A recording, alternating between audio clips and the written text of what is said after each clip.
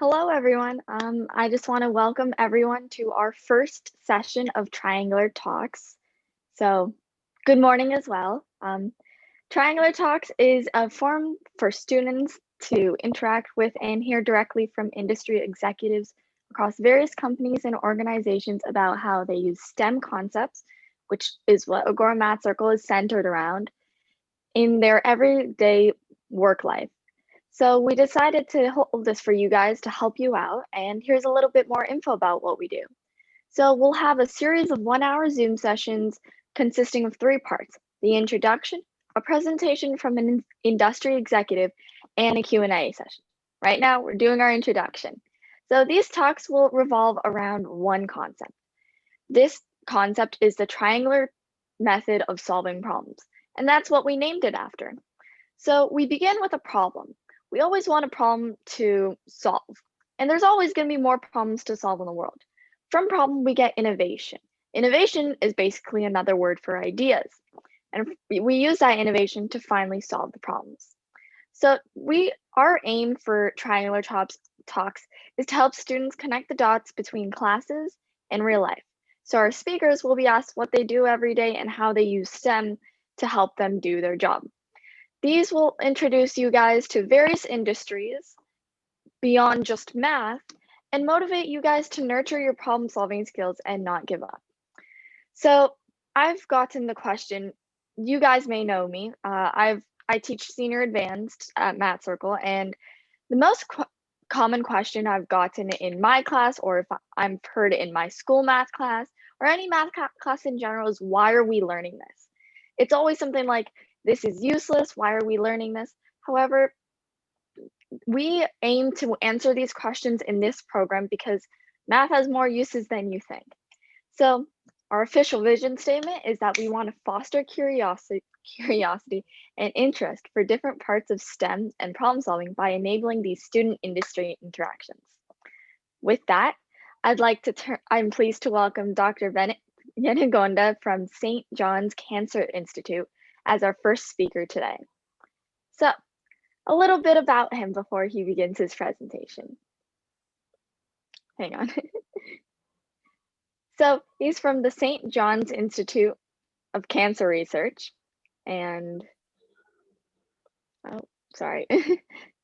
he's an accomplished translational medicine research executive with more than 15 years of experience in neuroscience and oncology-focused drug discovery and development. He's an associate professor and director of the Translational Experimental Therapeutics Research Program at the St. John's Cancer Institute. He also holds a master's degree in organic chemistry and received his PhD in nanomedical chemistry from the Indian Institute of Chemical Technology. He's a recipient of multiple awards, and his contributions to chemical research. He's a co-inventor of several US patents, which is pretty cool. He's an advisor for several startup pharma companies and a member of the National Academy of Inventors. So with that, I am going to turn it over to him. Hear my voice? I think you might be muted. There we go. Is it allowing you to share your screen? Yes. You guys able to see my screen? Yep. Okay. Thank you. Thank you for the nice introduction, Sriya. So today I'm going to talk about my presentation title is Novel Chemical Technologies to Overcome Challenges in Brain Research. So when they approach Kalyan and Sriya, they want to make it a little bit challenging for us, so because we are doing different deep-end research. So I just wanted to come into this triangular approach, what they are specifically aimed for. So this talk is mainly I'm putting on that direction. So I just a little bit more emphasis on the triangle approach. So whatever they're thinking is in every life, so whatever the field you choose, or regardless of the choose of your career growth, so these are the 3 things you need to consider. So one is a problem, what they're talking about, and innovation and solution.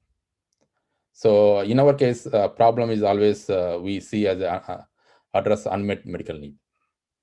So in innovation, what we are doing is this is very key important to success your career. So there is a problem. Always problem exists in the nature. So but we need to come up with the innovation technologies. Then you are away from the crowd.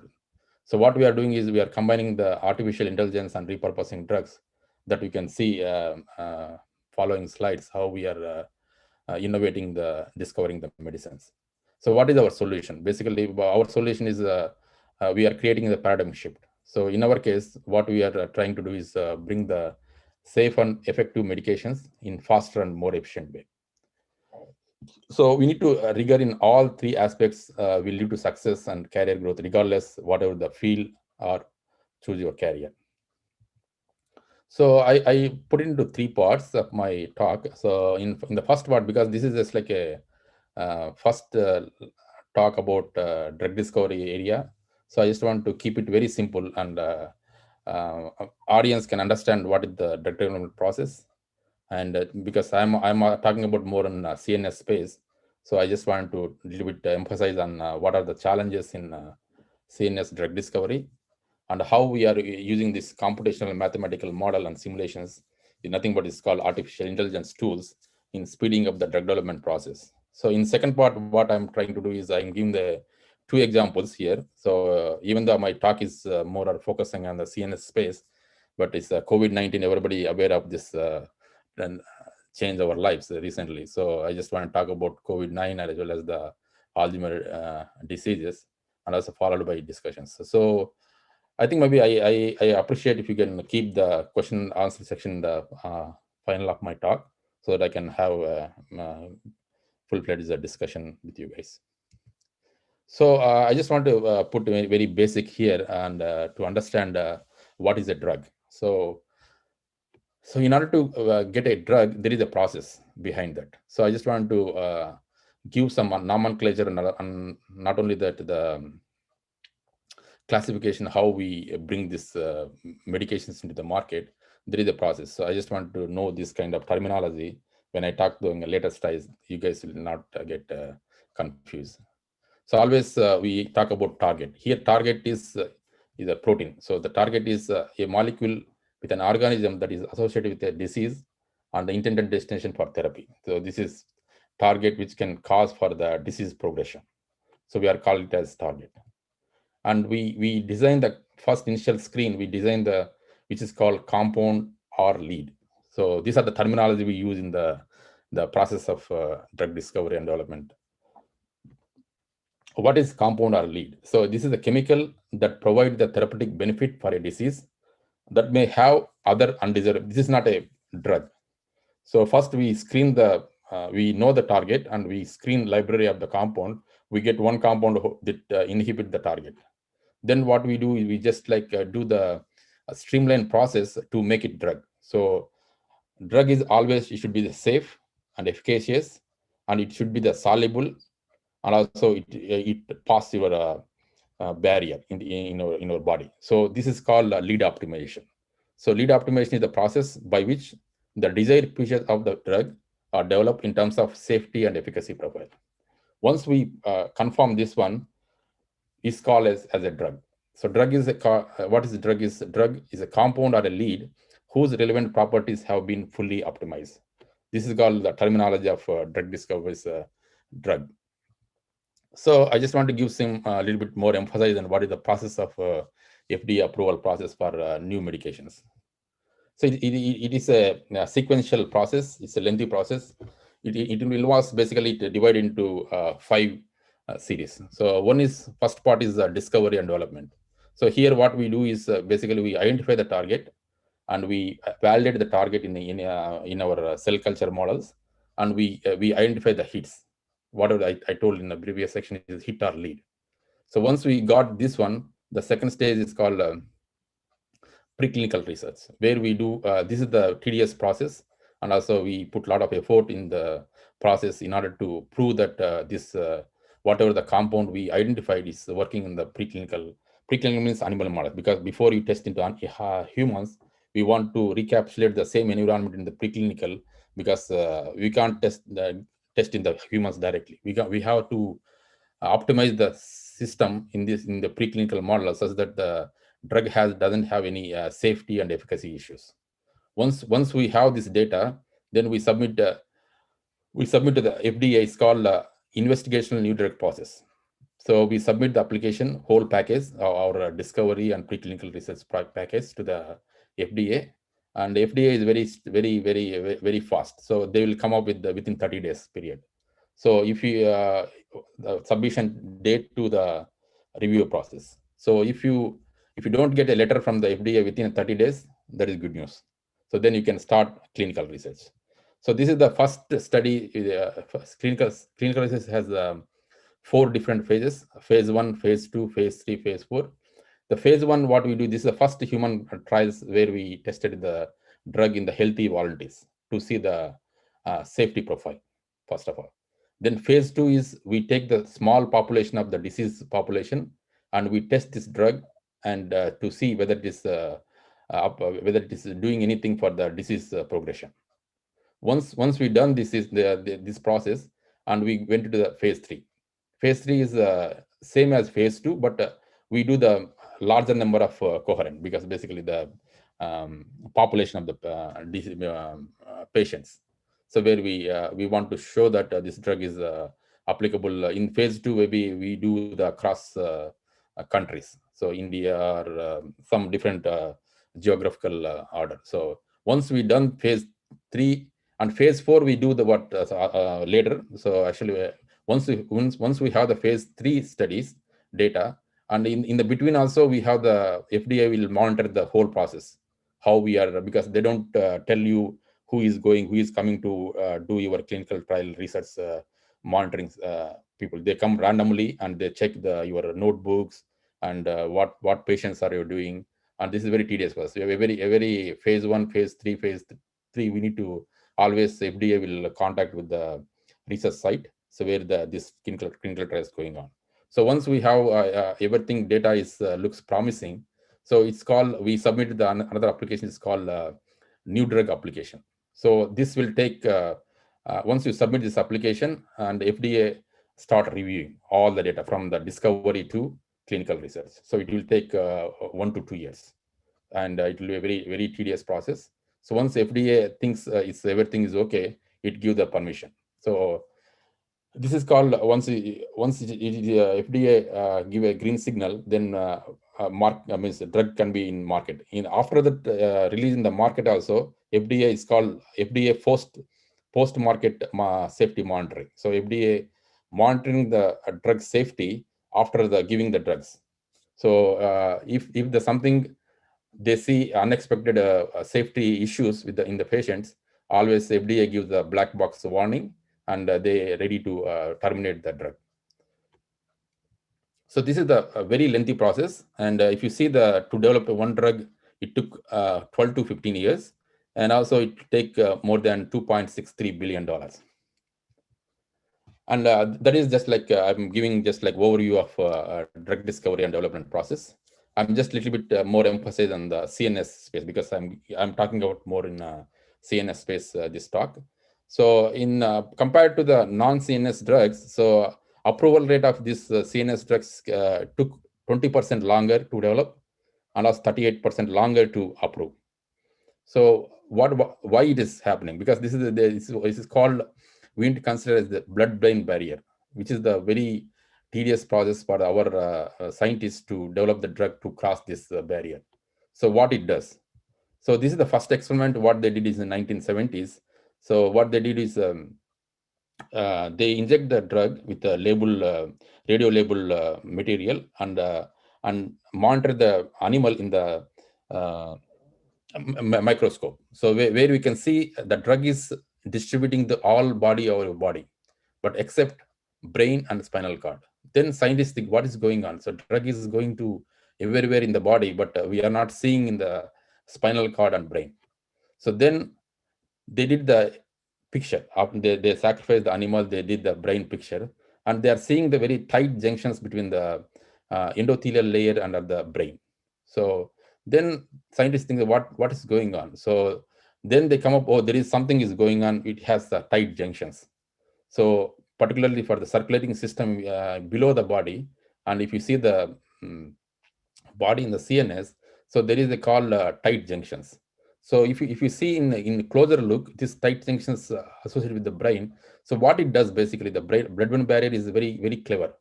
So because brain is very precious, everybody knows, and it has billions of neurons within the brain, and all are interconnected to each other.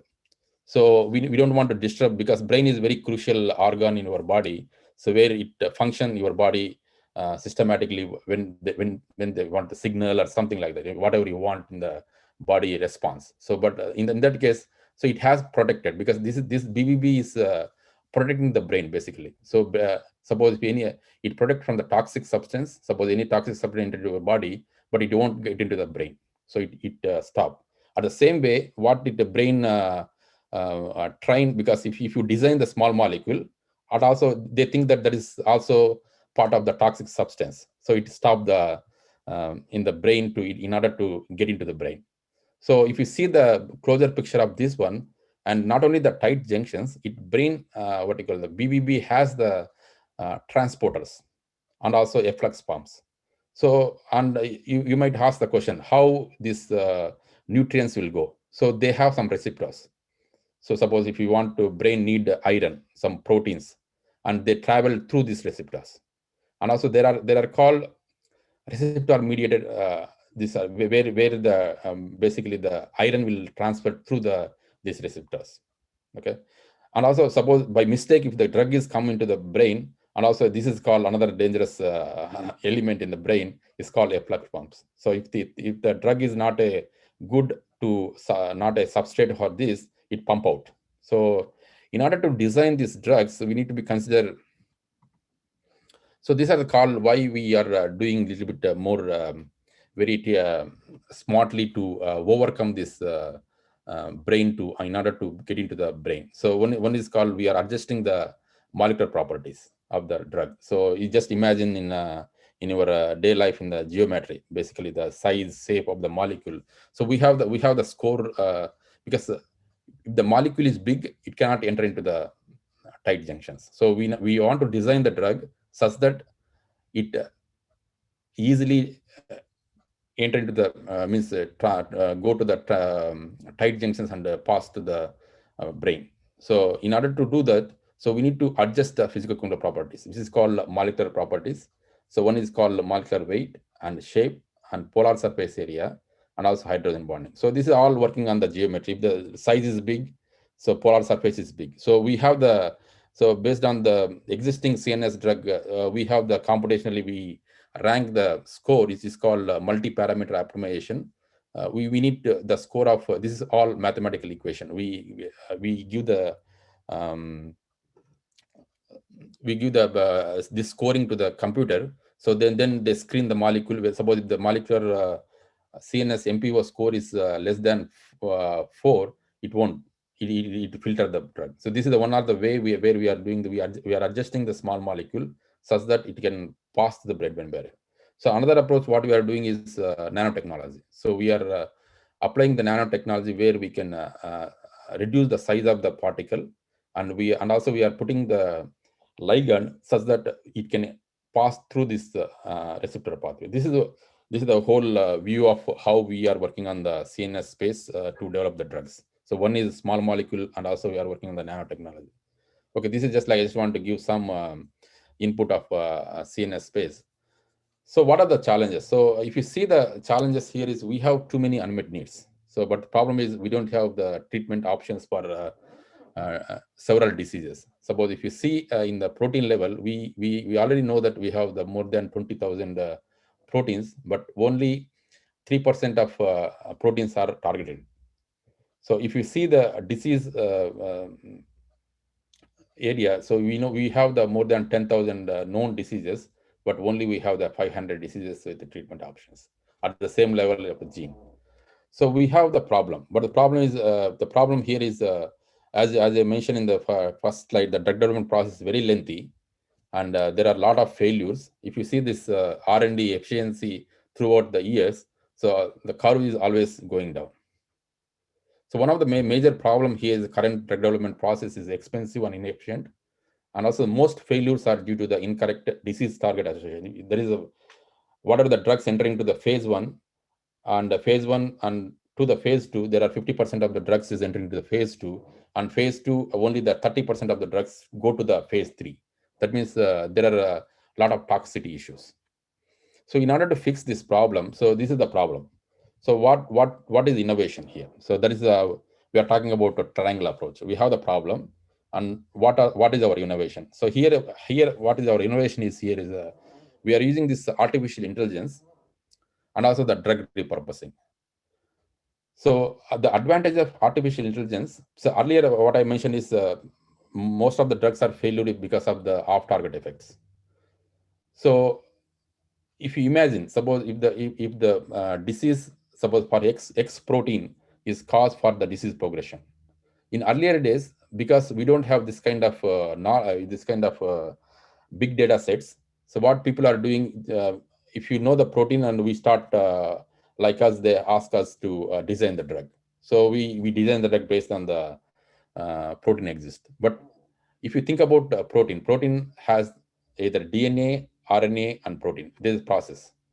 So we don't know where the what you call where the malfunctioning is happening. So either DNA level or either RNA level or protein level. So first we need to understand that one in deep. So in order to come to the next stage to design the drugs. So because of this artificial intelligence technology, what we are doing is we are combining this multi-omics platform. So where we can combine the genomics, proteomics, and also the transcriptome. So we combine these three data sets, and also we combine with the clinical data sets, and we ask, so what is going on? Either it is DNA level or RNA level or protein level is issue, and what are the population of the patient are affected with this protein disturb. So now we have the library. We know that this is the problem, and we know the what are the population we need to target.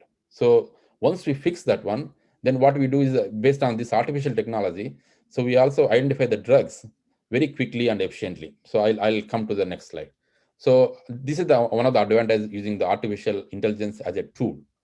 So what is our innovation? So instead of doing the new drug discovery, which is very expensive and laborious and also a lot of failures.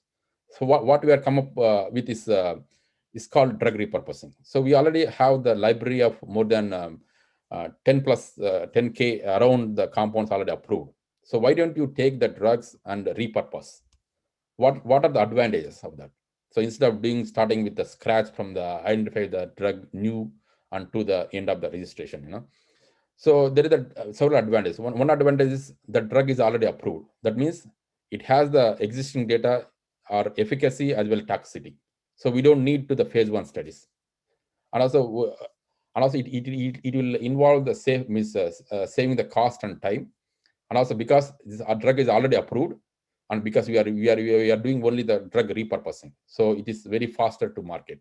So because this is our innovation, we are using the artificial intelligence tool to understand the target in depth, and also stratifying the patient populations, which patients is more vulnerable for the drugs.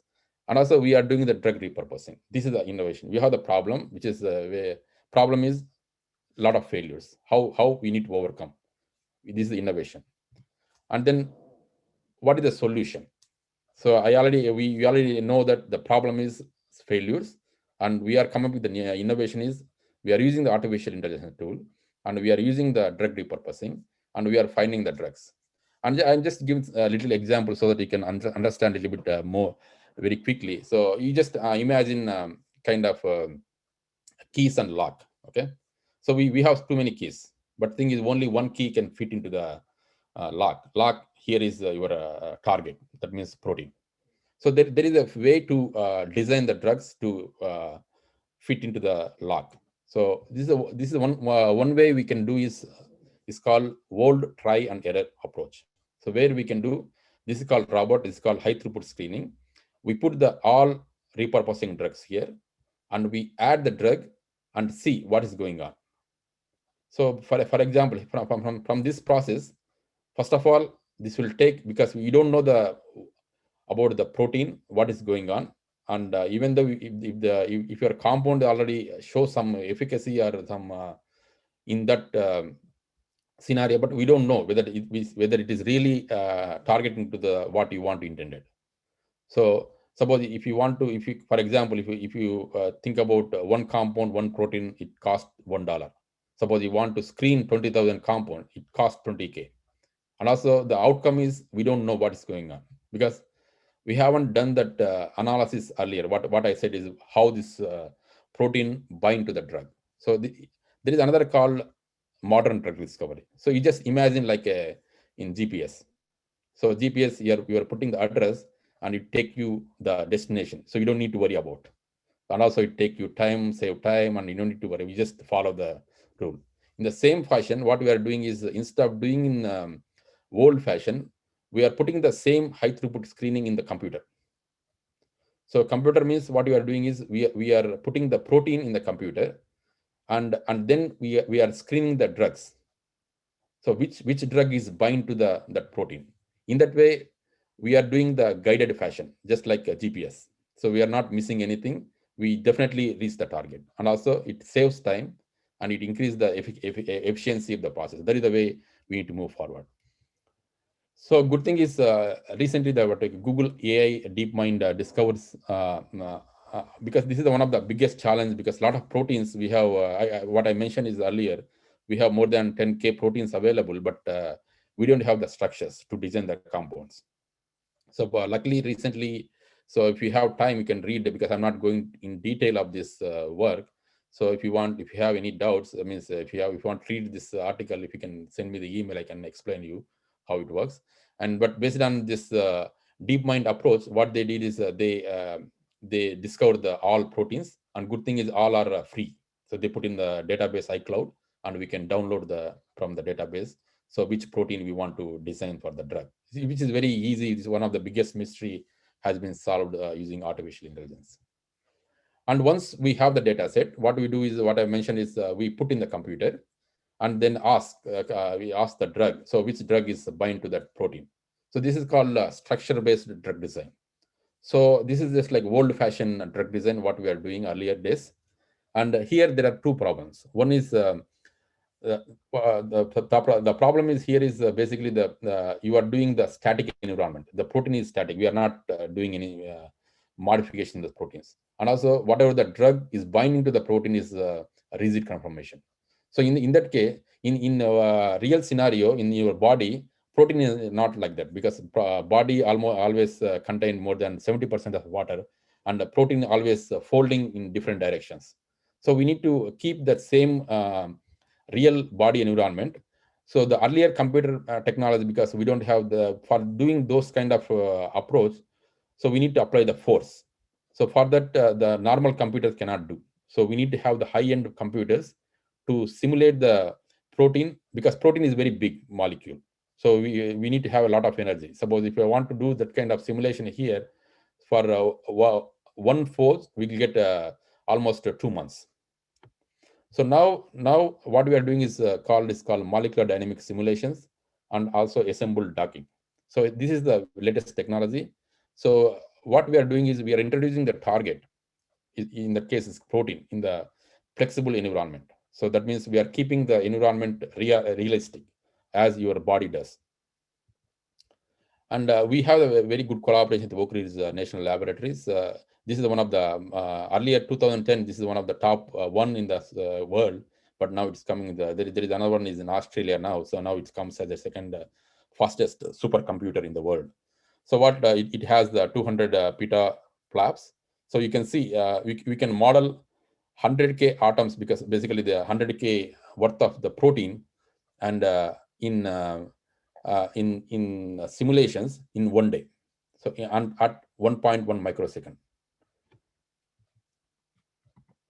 So what we do basically, what I did earlier method was very static. So here what we do is we create a protein in a flexible environment. So in order to do this, so we need to either do the vacuum means it's not vacuum just like we are doing some pressure in we are giving some calculations kind of. So and also we put the water inside. So we can create the water around this one. And also we are doing the mathematics simulations. This is all working as a Newton's second law. So if you have the mass is big and you need to put the more pressure, more force, and the mass is small, you need to, based on this mass, it will take. After that, what we do is we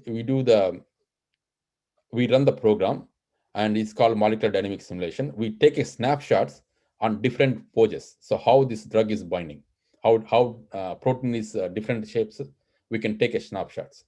And once we take a snapshot with the calculations, and we combine all the protein snapshots into docking, it's called assemble docking. So in that case, so here I'm showing that video, so how it works. So you can.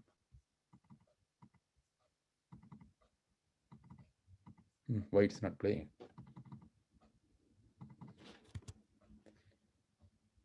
Sorry.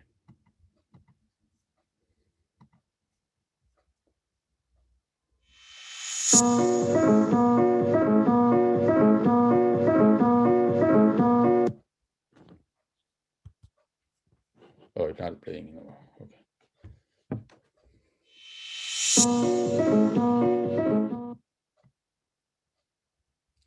See, these are the different poses. Protein is folding, See, now we can see the third one.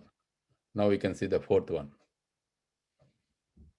So once we identify, then we can assemble. Then we can see the drug, how it is bind to this protein. So you can see the protein. So we are screening a lot of molecules. You can see. So because there are 4 poses, 1, 2, 3, 4. Okay. See, this is the bonding. So protein bonding. And this is give the calculations. It's called kilocalories per mole.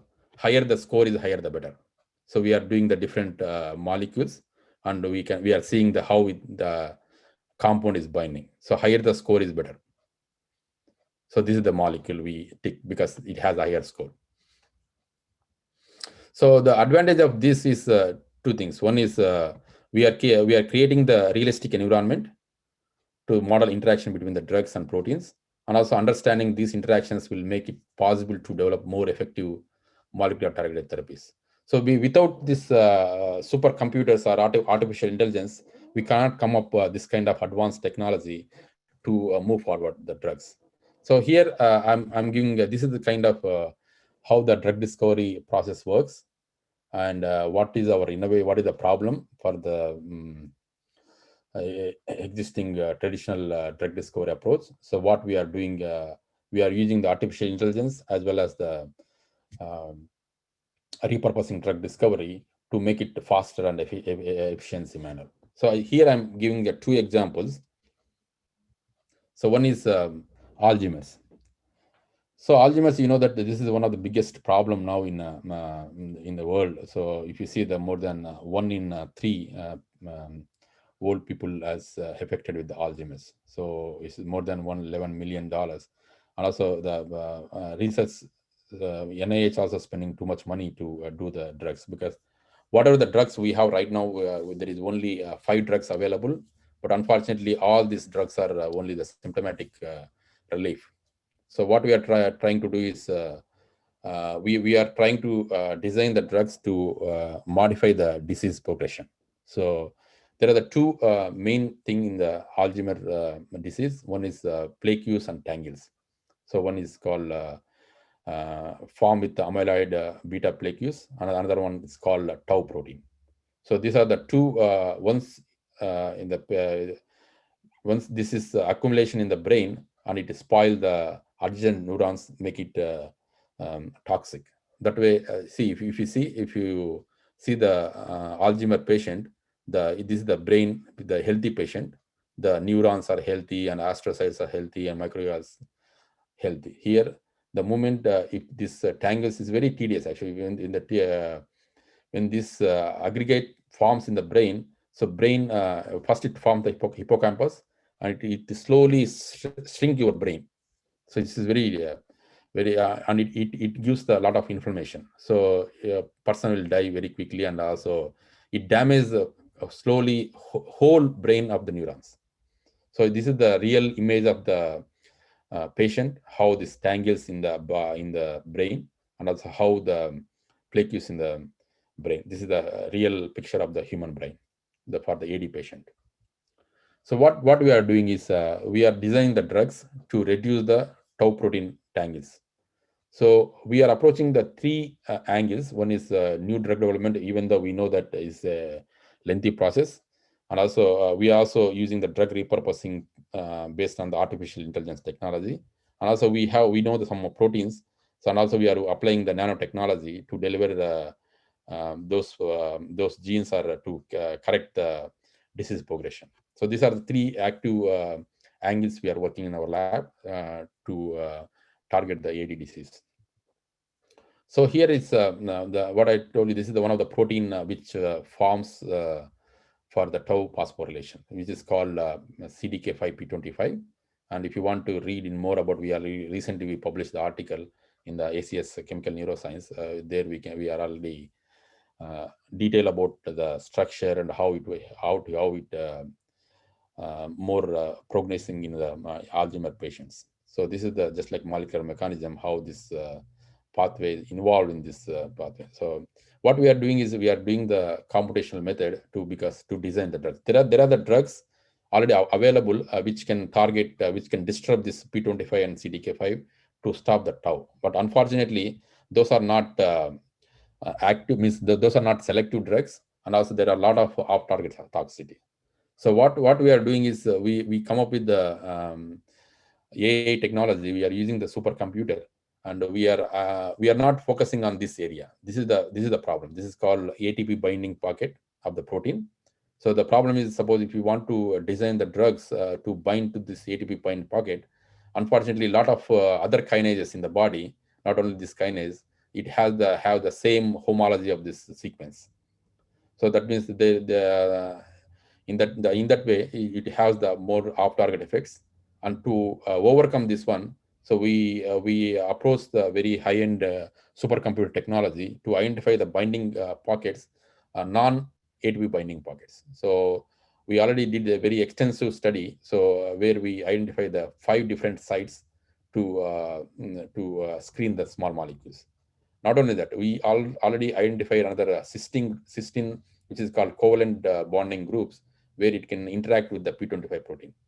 So and also we already finished the screening, and also we got the list. Now the biological testing is in progress. So what I said is we are not doing very in static environment. We are also doing the supercomputers to do the molecular means MD simulations. So to cast the right binding spot. So we are modeling the protein in different structures and to get this problem. And also, if you see, and also not only that, once we identify the most most scored conformation, and also we already screen the small molecule at different time scale. So that way, so we are keeping the real protein environment in the body, and also we will get the good hits, and it has the more value in the later in preclinical testing. And another approach what we are doing is drug repurposing. So this is the one here. Earlier we are doing the new drug approach, so where we are screening the library of almost 30,000 compound, and also we put the filters. What I said in the earlier my talk. So CNS is a BBB is one of the biggest hurdle. So we need to keep that parameters when you do the screening. So you just give the command to the computer, hey, see whether this molecule has a CNS score, MPV score is less than 4. So if it's less than 4 is it filter out. It won't go for screening. So that way we are not we are not come up with too many library of means hit compounds. We can minimize the hits.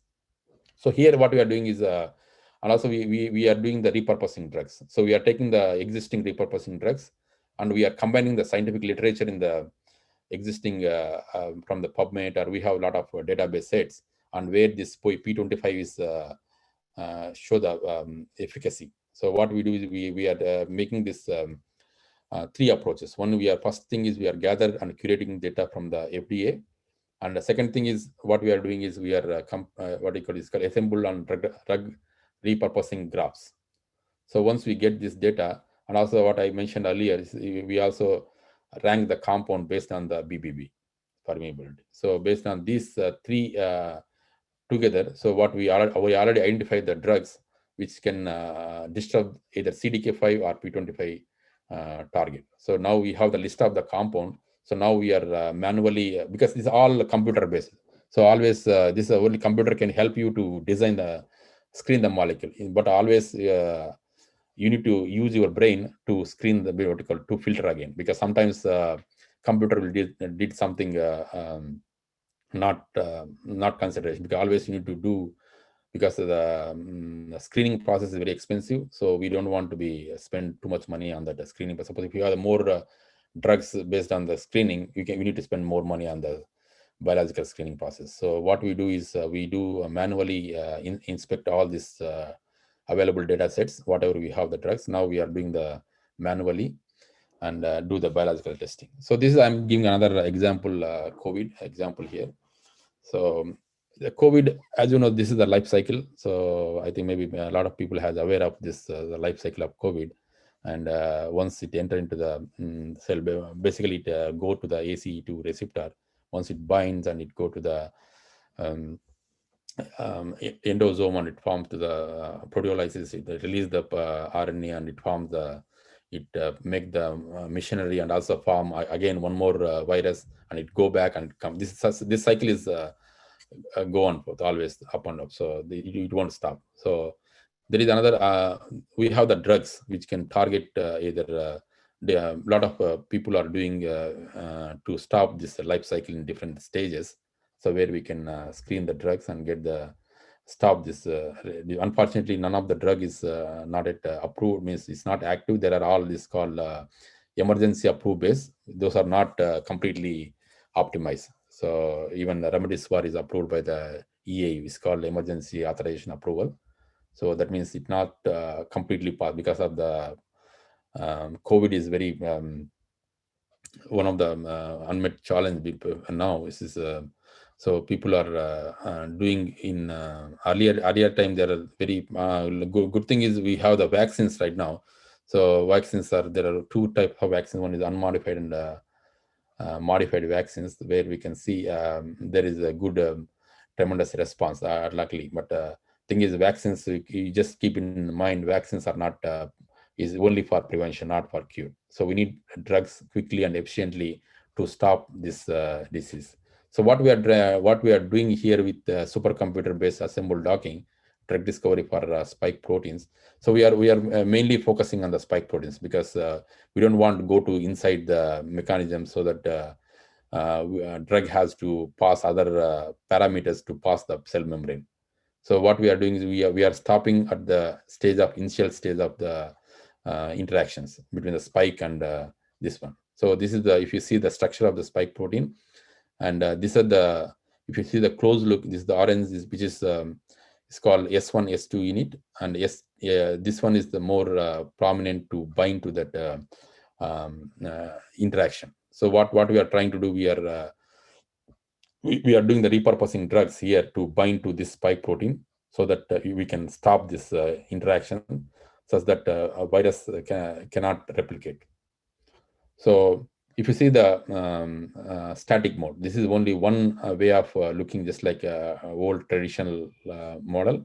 So where we are modeling the spike protein, and we are seeing this, the drugs are binding to this area. So this is the area where it's very important to bind to the ACU receptor. So suppose if your drug is bind to here, so this virus cannot bind to this receptor, so it can stop. So that is our main idea. So instead of doing the inside cellular mechanism, so we can stop at the early stage, so that we have the more efficacy, and also we don't want to do the further optimization of the drug. So what we are doing is differently. So if you see this supercomputer capabilities, so this is the one way of structure. So one way of seeing static mode. So but as I mentioned is in a real scenario in your body, the protein is not static. It's always because of the water and also hydrothermal. thermally moving. So if you see here, so we identified almost 10 different kind of snapshot. We already took the 10 different type of snapshots, and what we are doing is we took these snapshots, and now we are screening the repurposing drugs. And we can see, you can see clearly if you close look of these two structures. See, there are drugs which is binding here, so we don't want this one. So we want this one. So we are screening, we are identifying the drugs which is maximize the binding pocket here, where it is interacting into the receptor. So we already identified that compound. Now we are sending to BSL2 lab to do the real virus environment. I think hopefully in next talk maybe I can show you the data. So where we are now. So these are all our two projects based on this, because I put this whole presentation based on this mathematical thing, how we are using computational methods. We are doing other projects where we are doing the modification of the drugs and to improve that is differently, not using too much mathematical approach and also computational method. And when Sriya contacted me, they wanted to do the more into the computational approach. So I thought, okay, these are good examples to show. And in conclusion, what we are doing, we already done this part. So now we have the compounds. So now this biological testing screening is going on. So hopefully within 2 or 3 months, maybe the early next year, maybe we have some good data. So and also we are putting, we already talked to the NIH, NIA, National Institute of Aging. They like this kind of approach, and we are putting the grants to, because we always need money to move forward, because that is one of the main issue in the research. So we always write the grants and get the funding, and always that is also the parallelly. Not only we are doing the science, and also we always spend more time on writing and selling our ideas to invest people money to move forward. So with this, I would like to conclude my talk, and I think I can give for Q&A session. Excuse me, I have a question. So then, Yeah. can you go back to the slide where it's where we were talking about the FDA approval process for new medicine, like the slide after that?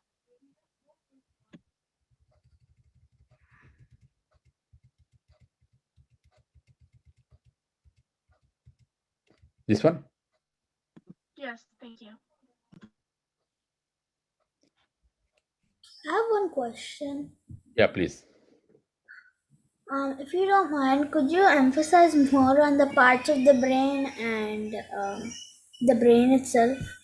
Oh, in the brain, okay. Then I need to pull out the other slide.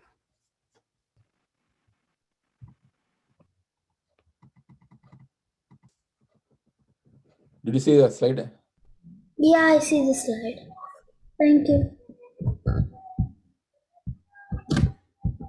This is a very complicated system. So we have more than so if you see the brain, there are three things. One is neurons, microglia, and astrocytes. Yes. So the neurons is always connected to each other. So that is the biggest issue. Suppose if you design the drug to one disease, means one neuron, which is not, but the problem is neurons are interconnected to each other.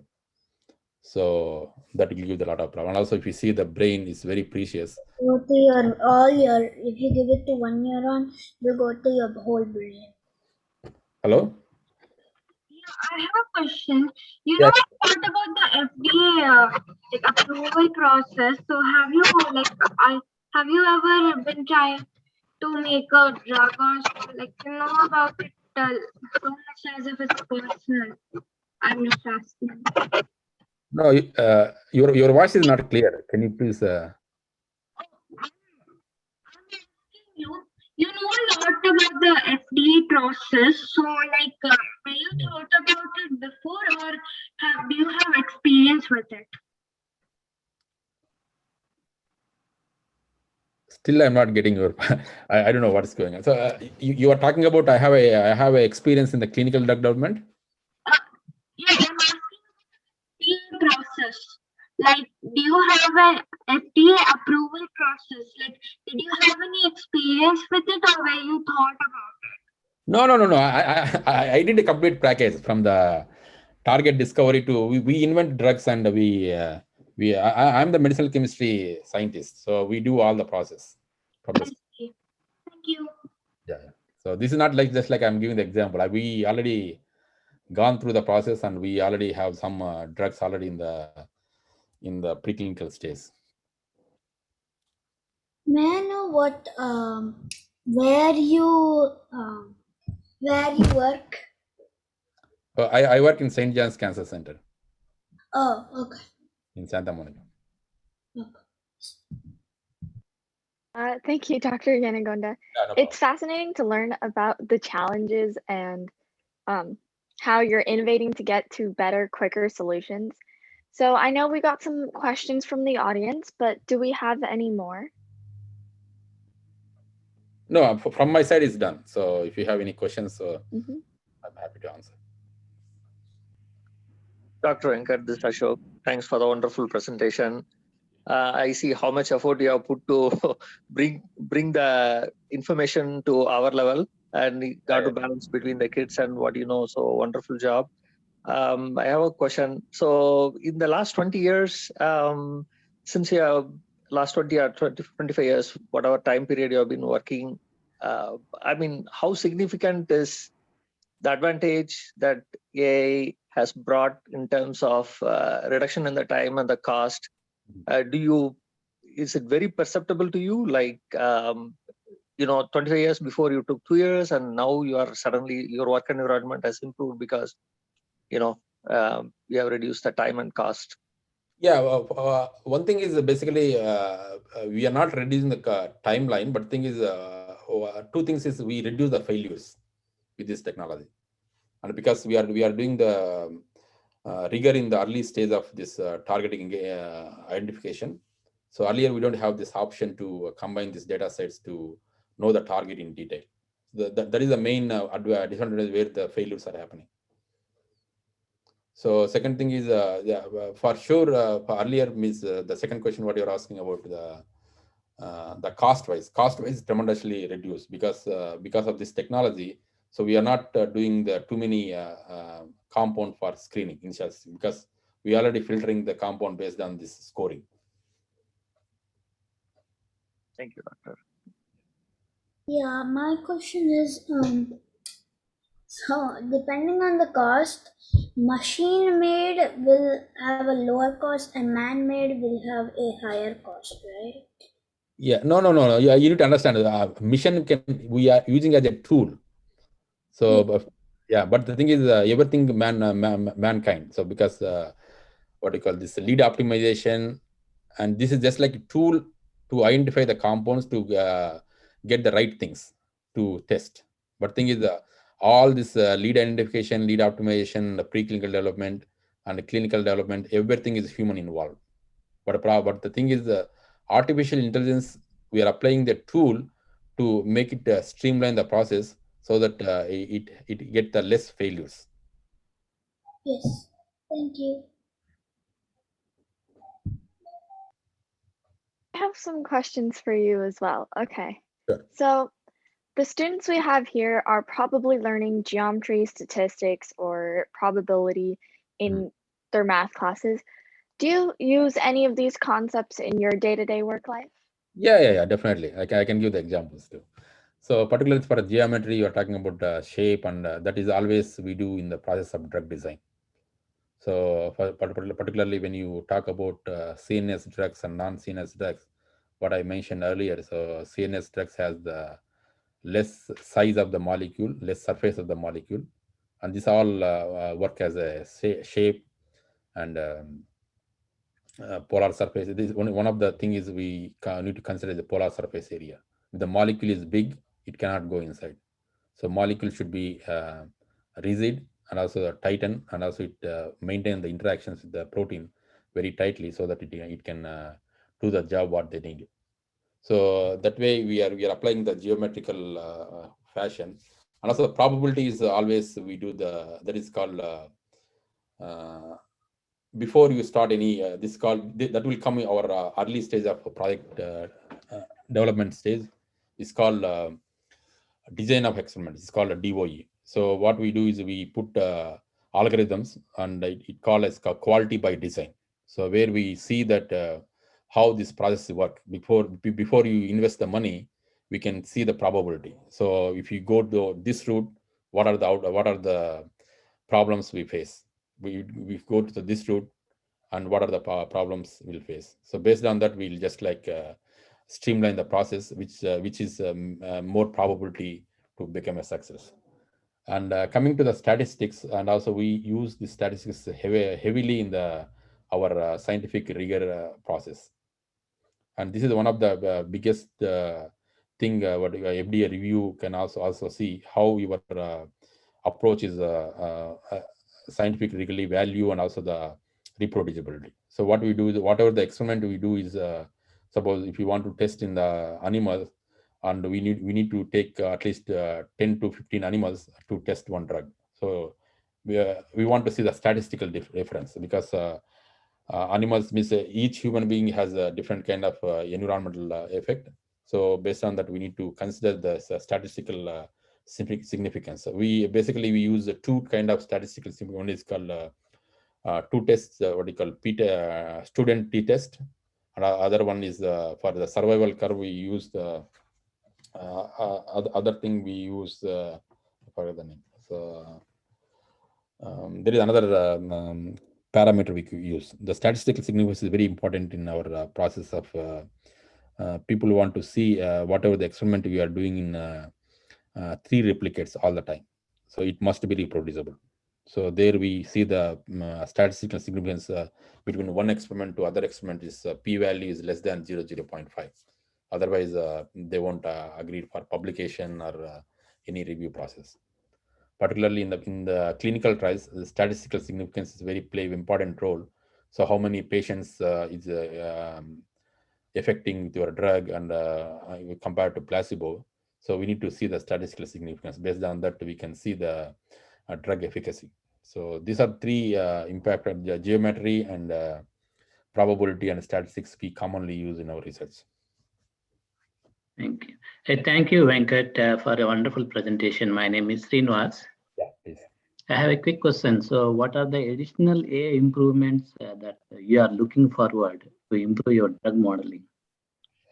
One thing I think maybe another thing I just want to see how we can because there is another chance is called geometry of the space of the molecule, and we don't have that facility in AI right now. So what we are doing is just like we are giving the score.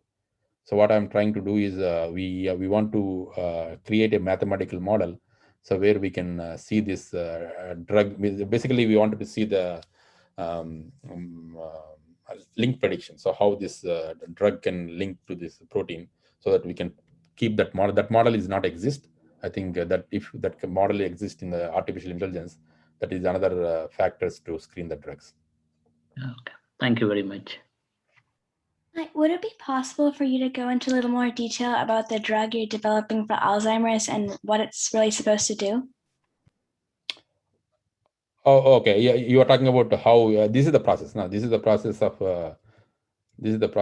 drug development. So you want to explain in the Alzheimer's disease? Yes, please. Okay. So the process is same. So whatever the disease you are talking about, this is the common process to discover a drug for the FDA approval. So only the factor will change depending on the disease orientation. So we want to see this is different. So suppose if you want to target about tumor, so what we are trying to do here is tumor efficacy, tumor shrinking. So how much the tumor is shrinking, and we take the blood, and we measure the first of all in phase 1 trial irrespective of the disease phase. What we do is in phase 1. So we first measure the drug availability. So we give the drug to the humans and see the plasma levels. So how this drug is exposing in the plasma. So then based on that, and basically we are doing this called maximum tolerant dose. So we increase the dose escalation in the phase 1 and see the what dose the patient get have side effects. And we can reduce that, we can fix, suppose if the patient has the 50 mg per kilogram dose is giving a toxicity. So we won't go beyond that. So we want to go beyond level, and we do the phase 2. Phase 2, suppose phase 2 is disease oriented.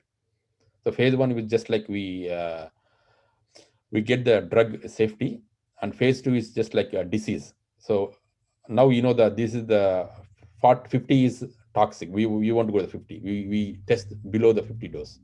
And here what we do basically efficacy. So how your drug, in particularly Alzheimer's. So tumor, in the case of tumor, you measure the tumor size, how we are monitoring. There are several methods. I don't want to get into detail. Particularly for the Alzheimer's space, so we do the cognitive impairment. And also, suppose if you see this, this called PK/PD studies. PD means how drug is bind to the biomarkers.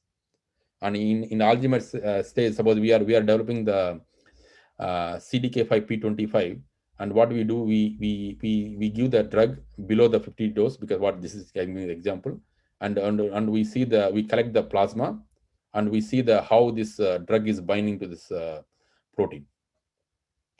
And also this is very important because there is a lot of cognitive impairment associated with the Alzheimer's, and we want to see whether this drug has that kind of issues. That is we progress the drug in the phase 2. So phase 3 is just nothing but we are taking the more population. Phase 2 and phase 3 are same, and phase 2 we are confined only the 100 people, and phase 3 we are going to the beyond the 300 to 3000 to see the maximize the drug, and also we do the what you call globally. So not only one US, we do the different states. So how this environmental factors affect this patient populations. The whole process is same, but thing is depending upon your disease model. So there are the what is called is biomarker characterization. Thank you. Doctor, this is Visa. I have a quick thing. So whenever we are going to take any drug, I think we know the background of how it is developed and what is the pain behind the process. Thank you for this. We will always think about it. And here for our students, what do you want to tell to our students? What they need to focus, like if they want to get involved in any of this as their career, what is your advice to them if they want to take this want to involve in the drug development process as their career? What is your advice? Oh, okay.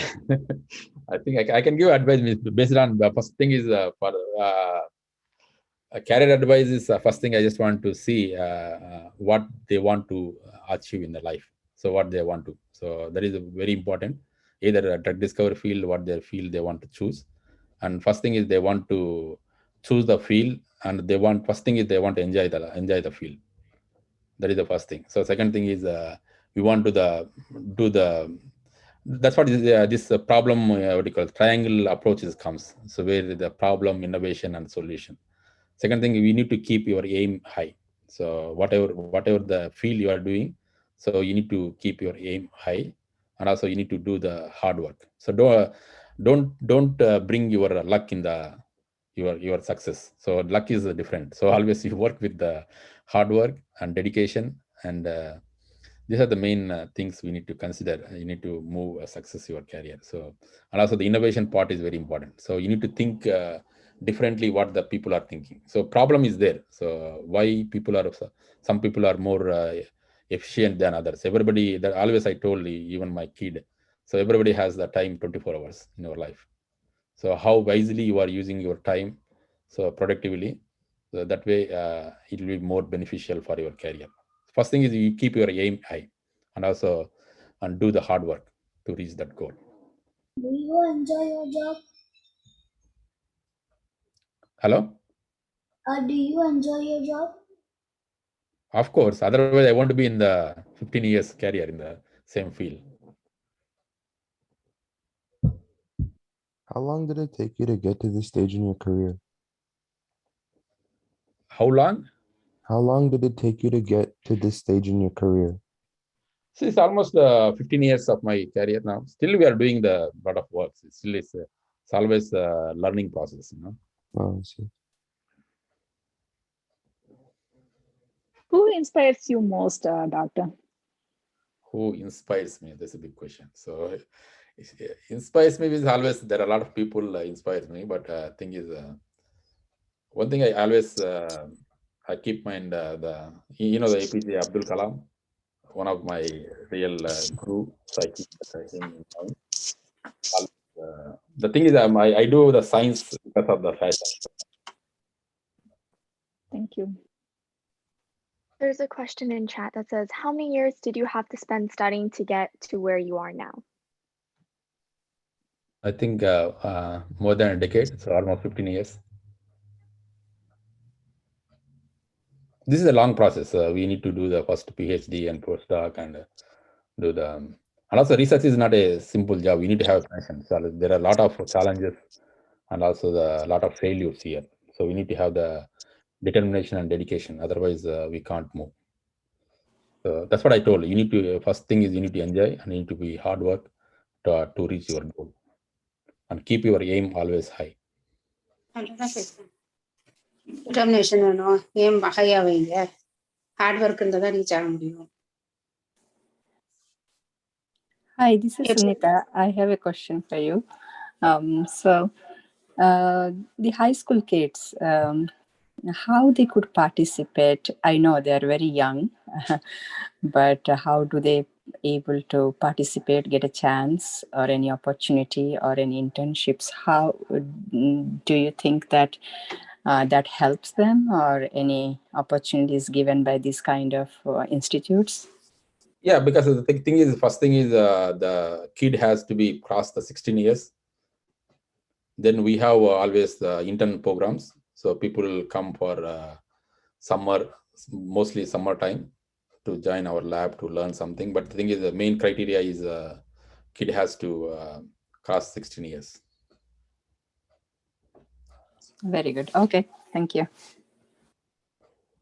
Another question I just got in chat was, what inspired you to get into the drug development industry?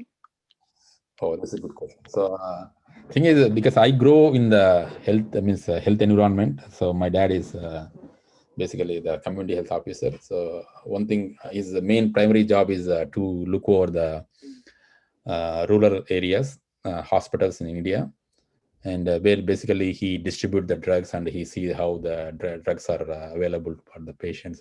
Earlier is my plan is to do the medicine, become a doctor. So then what I realize is because I was keen observe the hospital environment and doctors and also the another biggest challenge is a lot of people doesn't have the access of the drugs because of the cost. So what are the prescribed drugs in the market? So there are very few for the poor people availability. And what I'm thinking about, what I that time, and also the coincidentally, I'm very good at, very interested in chemistry. So these two combining in my mind. So I just thought of thinking, why didn't you do the science? Do the drug development path instead of doing the medicine?